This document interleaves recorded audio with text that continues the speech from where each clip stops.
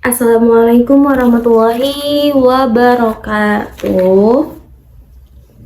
Siang teman-teman, gimana kabarnya?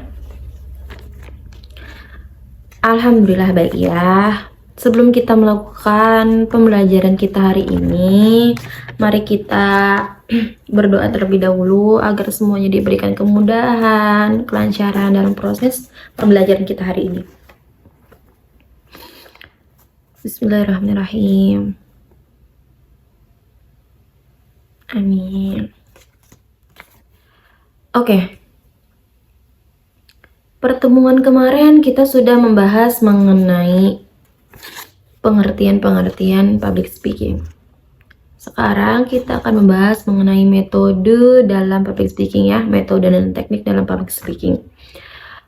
Oh teman-teman, sebelumnya maaf karena suara saya agak sedikit serak. Karena lagi bermasalah dalam nih suara. Maaf banget ya. Bagi teman-teman yang kurang jelas, harap jangan berisik. Karena itu mempengaruhi juga. Oke. Dengarkan dan simak ya apa yang saya sampaikan. Di dalam public speaking ini ada metode impromptu, ada metode manuskrip, metode extempore, juga memoriter. Di dalam metode impromptu itu apa sih? Metode yang dilakukan secara spontan. Maksudnya apa, Bu? Maksudnya apa sih impromptu tuh? Impromptu itu yang dilakukan secara spontan itu. Jadi ada orang yang melakukan public speaking tapi tanpa latihan, tanpa adanya persiapan, tanpa adanya teks juga tentunya. Dilakukan secara alami begitu. Jadi lebih nggak kaku melakukan public speakingnya. Juga kepada audiens pun akan lebih natural gitu. Itu yang dinamakan impromptu. Jangan ngobrol. Lanjut kepada metode manuskrip. Metode manuskrip itu jelas perbedaannya, jelas beda dengan metode impromptu tadi. Manuskrip ini lebih kepada teks. Sebelum melakukan public speaking, jelas public speaker mempersiapkan teksnya terlebih dahulu. Apa yang mau disampaikan kepada audiens, apa yang mau diinformasikan kepada audiens itu sudah tercatat di dalam teks gitu. Itu yang namanya manuskrip. Tapi ketika menggunakan metode manuskrip ini, terkadang bahasanya lebih kaku, lebih formal karena terpakunya kepada teks. Jauh berbeda dengan impromptu yang secara alamiah, yang secara natural, jauh berbeda. Terus metode manuskrip juga itu kurang komunikatif, kurang adanya pendekatan kepada audiens karena dia benar-benar tertujunya kepada teks, baca. Gimana enggak monoton gitu.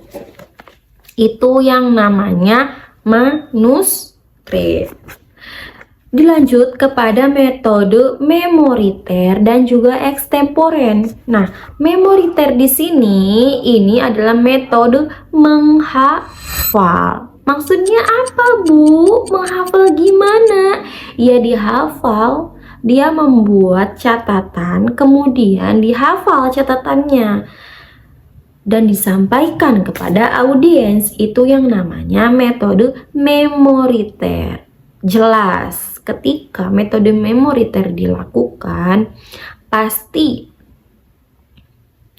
tertujunya kepada hafalan. Kalau lupa gimana? Nah, itu resikonya. Memang setiap metode pasti ada resikonya, ada kelebihan dan kekurangannya. Begitu. Ada lagi metode extemporen. Apa itu metode extemporen? Metode extemporen ini adalah metode yang dilakukan secara intensif. Maksudnya berlatih secara intensif, secara terus-menerus. Itu yang namanya metode metode extemporen.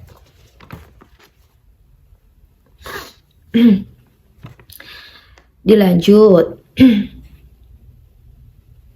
Ketika metode extemporen dilakukan, public speaker biasanya jauh lebih menguasai topik, jauh lebih menguasai yang ngobrol materi.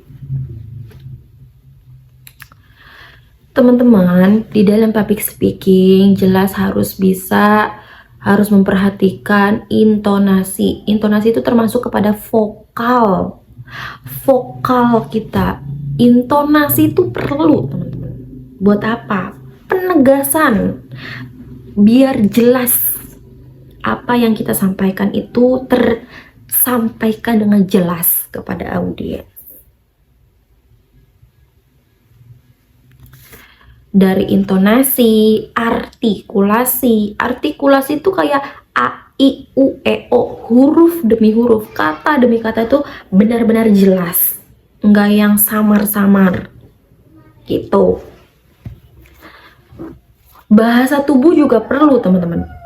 Sesekali kita mainkan wajah kita, sesekali kita mainkan tangan kita. Agar apa?